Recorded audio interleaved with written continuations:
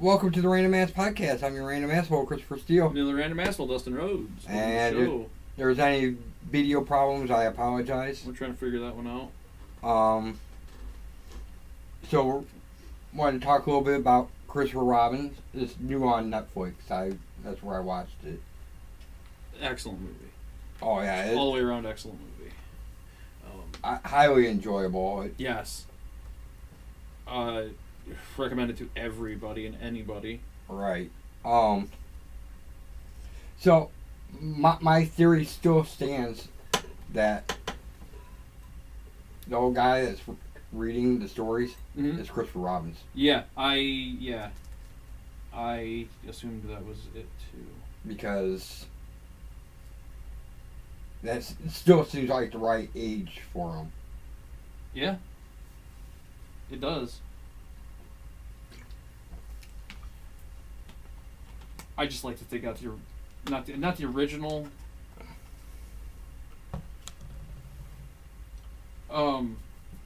voice of Pooh, but the most recognizable voice of Pooh.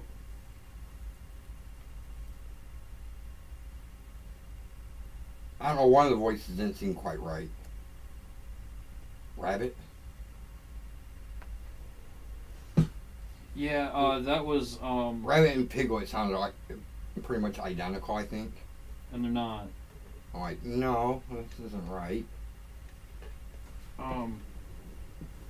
Peter Capaldi, was it? That was Rabbit. Yeah, Peter Capaldi was Rabbit, and Nick Mohammed was Piglet. So it was two totally different people, but yeah, they did sound very similar. Brad Garrett is Eeyore. He did an amazing job, like perfectly Eeyore. It's kind of hard to mess up Eeyore, though. Right, especially when you're known for playing Robert. Right. Right, like, I mean, come on. Robert is Eeyore. But to get Jim Cummings to come in and do Winnie the Pooh and Tigger just kind of like made that movie perfect. Ewan McGregor actually did a great job. I only had one beef with it, and you agree with me. Yep. And he didn't get the silly old bear down. Right. No, yeah, he should have taken lessons from Orton O'Brien. The little kid, yeah. He had that down. He nailed it perfectly. He nailed the whole role of Christopher Robins. Yeah. Young Christopher Robins. It was, yeah. And all it received was Best Visual Effects at the Academy Awards, too. And it's like, really? That's all you're giving it? I mean, come on. It deserved more than that. Yeah. Wow. But if it was up against Into the Spider-Verse for animated feature, because it was a lot of CGI, then yeah, I can see why it would lose. Right. Which is another great movie. Yes. Like I said, Ewan McGregor, though, I think his resume pretty much comes down to, why the fuck did I do episode 1? Yep, pretty much. Pretty much. Well, let's take a look at what else he's done. I know Train Spotting's in there.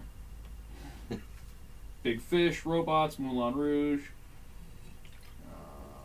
Train Spotting and Train Spotting 2, Beauty and the Beast, live action version. I haven't seen that one. Me either. You know what people complained about in that, don't you? Oh. Which I don't get. No. What? Gaston's buddy. Oh. Oh, being gay. Being gay. Like wait. No, No, I knew that watching the animated. He's totally gay. Yup. He wants freaking Gaston's dick. Pretty much. Le Faux. Like, how do you not know he's gay? Right. I knew that like 30 years ago. Right. Yeah, watching the animated feature. Oh man, he's been in a lot of good stuff. Ewan McGregor? Yeah. Like I said, it comes down to Why episode 1? Episode 1. Like, that's like the worst part of my resume. Right, pretty much. Yeah, pretty much. Yeah. He's going to be in Birds of Prey as Black Mask.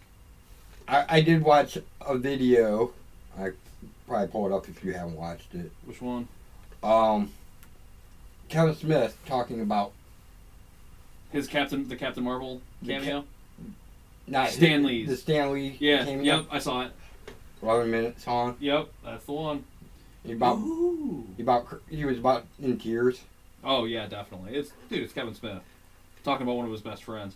Ewan McGregor is going to be in the sequel to The Shining as Danny Torrance. You know, Dr. Sleep.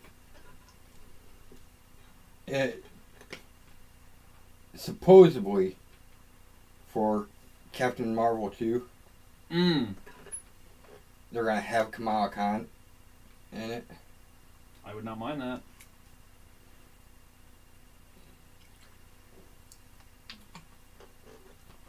And rumor is that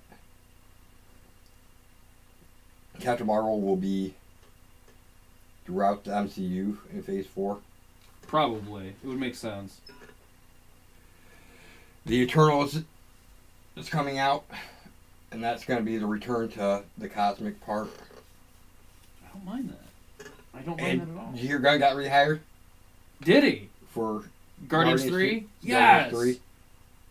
3. I just seen it yesterday. Somebody, like a director or something, was joking about. Yes, 2 days ago. Disney reinstates James Gunn for Guardians of the Galaxy 3. Fuck yes. Yeah. Fuck yes. All I can say. I'll repeat that another time. Fuck yes. He's still scheduled for 2021. Yep. They were going to use his script anyways. Yeah. Yep. You saw the Kevin Feige thing too. Yeah. Yeah. It's too good of a script. We can't just let it go. Right. Especially considering they used so much. He put so much. I think it's Gamora focused. Well, just he put so much into it that it is going to be. It's Gamora focused as your central guardian over Star-Lord. Right. And it's going to have Adam Warlock. Yes. News about Gambit. Channing Tatum has pulled out as the main actor. He does not want to play Gambit now. He wants to direct Gambit. I'd say fuck it. Let it be his first foray into directing. I mean, if he loves the character that much that he wants to be involved in any way, and Marvel basically has told him, no, you're not going to be Gambit. He's like, I want to direct! So let him direct. Let the kid direct. Because I don't see him as Gambit. No. And a lot of people... If anything, we'll see him and think Magic Mike. Right, which is not necessarily bad. Magic Mike was a good movie. It was a swerve of a movie. A lot of people were expecting a lot of dick flinging in it, and there was an actual story. And people were like, wait, there's a story in my dick flinging movie? But still... Yeah, that's what they're going to think. They're going to see him more as a stripper. Right. Not... If he wants to be in the Gambit movie, his best role would probably be as, like, Sinister. Right. Because Sinister is like a clone of physical perfection, so you already just paint the dude blue like they did with Mystique. Done. Fucking done. White and blue. There we go. Put the diamond, the red diamond in his forehead. You've got freaking Nathaniel Essex. Right, and he would make probably a good Nathaniel Essex, because at a certain point he reaches a cold, like, there will be no acting necessary. You just have to deliver deadpan lines because his humanity is lifted from him. And they really haven't done anything with Nathaniel Essex. No, they teased him, and none of the teases of shit in the long term are going to pay off. No, Like the Nathaniel Essex did pay off in Logan, technically, because he was the one responsible for creating X-23 and whatever. But not really. No, we know better, and we know once Marvel gets their hands on all the X-Men stuff, it's gonna be pretty intense. Like they're gonna do shit right. And they've already set up Captain Marvel. All right, so you know that they were looking forward to. Okay, we're trying to get the X-Men back. By the way, that's not time travel. She didn't try time travel. No. That's why her suit was battle damaged in the post-credit scene. For spoiler, by the way. Post-credit scene where she shows up, it's battle damaged suit from 20 years. 20 years prior. 24 years. Right. Of being out and battling that war. And the reason she didn't age is because technically time travel would happen in space. If you went out a certain distance and came back, other shit would be going on. You would age only half the time. She does age a little bit. Yeah. Not half the time of what? But also part of her Kree. Yeah. The anti-aging. It reduces the aging time. Or extends the aging time. Well, whichever. Reduces the effects of aging. There we go. I think that's the sense we're looking for. Kind of like Logan. Right? She don't age like a regular person. No. But see, they established that Captain Marvel's in the MCU, which you can tell that when they set up Captain Marvel that they were looking forward to when they get X-Men. So they can tell the Rogue story properly. I'm thinking... Because they even went with Carol Danvers, which is the one that she stole the powers from in the first place. Right, and that would work great with 2. Right. If Kamala Khan's in part 2. Her, Mystique, and Rogue. Steal her powers. Right, that's how they end Captain Marvel 2, is her going into the coma. And Kamala Khan becomes... Captain Marvel, the new Captain Marvel. Makes sense. It makes sense. I wouldn't mind it. It'd be a great twist. Right. We need to find somebody to play Rogue properly. Let me think about that. I had someone in mind. Lizzie Hale. Yeah, you're always going to say Lizzie Hale. I like her for several reasons, and I know she don't have the accent, which is kind of required, but a little bit. Her body shape seems like a Rogue. Yeah, it is. Not just her body shape, it's that she's not a massive person that has all these massive powers. Right.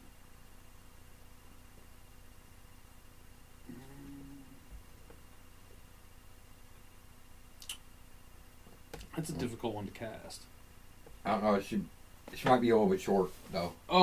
Yeah. See, that's what I'm thinking is the height. You know, what I'm thinking it would actually be perfect. Would be what the fuck is her name? But they don't get height right anywhere. They could. The biggest problem with Lizzie Hale, though. Not an actress. Well, not just that. Adrienne Palicki, the chick from The Orville. She would make a good Rogue. She's got the right height, got the right facial and body structure. Add the white stripe, darken the hair a little bit. She can definitely merge accents. I've seen her in all kinds of shit. And I'm like, that is not the same, and it's totally the same girl. So she can merge into accents well.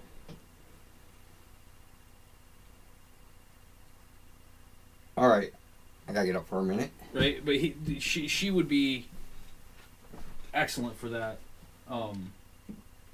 role. You know who I'm thinking would make a great Mr. Fantastic? Tom Cruise. About the right age. I think they've been talking to him about it. He would be perfect for it. because he still does all of his own stunts. All his own stunts, and he's put out a couple Mission Impossibles in the last few years. 3 of them, 1 per year basically. And they're gonna have another one, right? What I'm thinking is, fuck it. Let's just kind of push this into like who would we cast as the X-Men? Fuck it. I'm going back to Patrick Stewart for Professor X. Yeah. Yep. If they want to go with young Professor X, stay with McAvoy. McAvoy's doing an excellent job. He inhabited the role quite nicely. I do like Ian McKellen as Mysterio or as Magneto. Same with Michael Fassbender. I like you can see the transition and how they did how they intended them to age between McAvoy and Stewart and Fassbender and McKellen. But they got to keep Beast. Kelsey Grammer as Beast, no matter what they do. That's the thing with the X-Men movies. They did excellent casting of the X-Men movies to a certain degree. There are certain characters like Rogue would need recast. Anna Paquin is not a good Rogue. She has the voice down perfect, but the demeanor of her character just is too frail. It's not that. Just the characterization of Rogue overall was wrong. Right, and I don't think that's her fault. No, that was just in the writing. That was the writer's fault. Yeah, they didn't know what they were doing. And they thought we wouldn't notice that they replaced frickin' Jubilee with Rogue, honestly, is what they were hoping. If they cast her, put her in the proper section of Rogue, it would have been perfect. And they could do that. And costumes. For the love of God, we need the costumes. More modern version. Yeah, of course. Because I like how they have done with the First Class, where they put them all in the like singular blue and yellow, much like the original X-Men were done. Right. I wouldn't mind seeing Wolverine in the yellow costume, but then again, I wouldn't mind just seeing him as Logan the whole time without the Wolverine code name, just being Logan, leather vest or leather jacket. They're actually talking about Hugh Jackman coming back. I know. But it'd be more for Logan, because they're thinking maybe doing a future do version. like Doc N and X-23. Yeah. Dark Wolverine and X-23 as Wolverine. Right. I wouldn't mind that. I wouldn't mind that either. And if that's the case, get the girl from just keep the girl that they had. Honestly, she was an excellent X-23.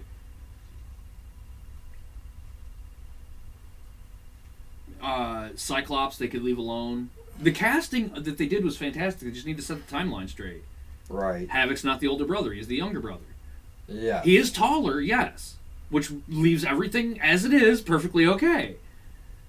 You just gotta change his age. Yep. Leave Evan Peters as Quicksilver. And leave Scarlet Witch from the MCU alone. Yeah, and even have, like, when Evan Peters... Like, I seriously think they should do, like, a dimension meshing where, like, through the decimation reached multiple dimensions of Earth and took Quicksilver's family out. So when he sees Scarlet Witch, he's like, wait a minute, you look just like my older sister. Or my twin sister. You really don't have to recast. Not really. There maybe a couple roles. With the time and space stones in play in the Infinity Gauntlet, anything is possible. By the way, speaking of the Infinity Gauntlet, I heard kind of a theory of who does the unsnap. Oh, I'm guessing it's going to be... I can't remember her name. No, actually... because of his, they started with it kind of hidden, but over the years, it's become more obvious. The left hand, it goes on the left hand. Okay. Iron Man Is left-handed. has had so much damage to his left hand. That's right. That would make sense. That would make sense. Nebula, by the way, is the one I'm thinking. Right.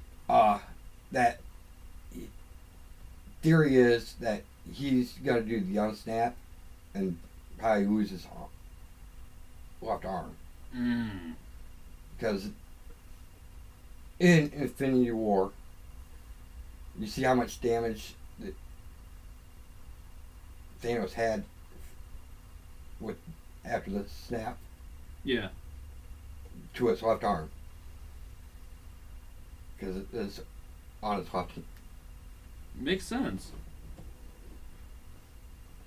That actually does make a lot of sense. I'll play that video for you too. Nice.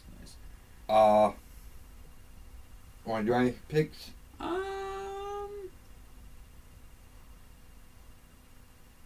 Yeah, of course, but I'm trying to think of what I want to do.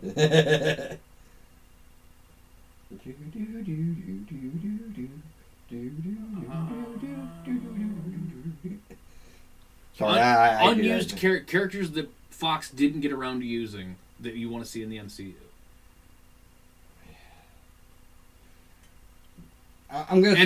When I say using, I mean in a major role, like a small cameo bit of their powers doesn't count. Then I'm gonna start with Galactus. Nice. Yes. Nice. Because that did not count as using Galactus in a Fantastic Four movie. It was just a cloud. Yeah. I don't know. That's not Galactus. That ain't Galactus. I'm thinking somewhere in Phase 4 or Phase 5. Yeah. They're gonna bust that out with Silver Surfer. Would be nice. I'm gonna go with Multiple Man. Yeah, he had a small bit in X3, but he deserves more than what he gets. His movie got canceled. I know. And a lot of people are like, nobody really knows who the hell he is. So. Yeah, I do. I know. Me too. He was my favorite part of that second team. Right. X-Force. Or X-Factor. Factor, yeah. Because the original X-Factor team was the original X-Men. Yes. They just left Xavier and started the team. Okay, so my next pick.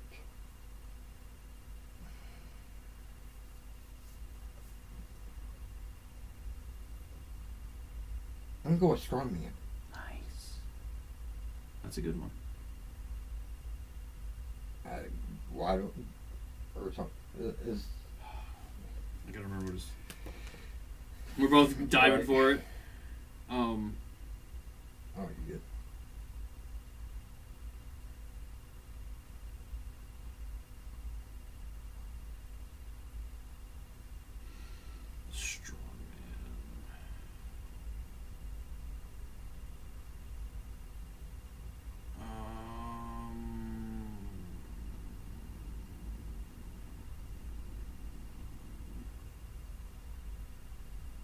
Oh, strong guy.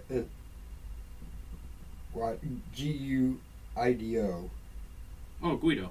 Guido Caressa, the strong guy, according to this. Yeah, his strong man was Bruce Olofsson. You're thinking strong guy.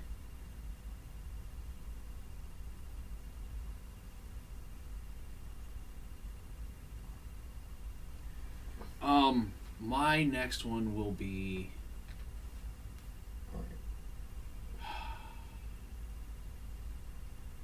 Changeling / Morph. I would hope they would bring the cartoon version of Morph to the forefront, but I don't think they would.